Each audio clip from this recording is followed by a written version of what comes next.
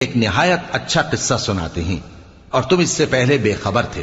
जब यूसुफ ने अपने वालिद से कहा कि अब्बा, मैंने ख्वाब में 11 सितारों और सूरज और चांद को देखा है, देखता क्या हूं कि वो मुझे सजदा कर रही हैं। उन्होंने कहा कि बेटा, अपने ख्वाब का जिक्र अपने भाइयों से न करना, नहीं तो वो तुम्हारे हक में कोई चाल चलेंगे।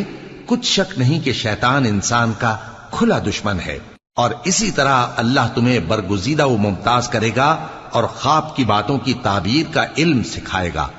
और जिस तरह उसने अपनी नेमत पहले तुम्हारे दादा परदादा इब्राहिम और इसहाक पर पूरी की थी, उसी तरह तुम पर और औलाद याकूब पर पूरी करेगा। बेशक तुम्हारा परवरदिगार सब कुछ जानने वाला है, हिकमत वाला है। हाँ, यूसुफ और उनके भाइयों के किस्से में पूछने वालों के लिए बहुत सी निशानियां हैं। जब उन्होंने आपस में तस्करा किया कि यूसुफ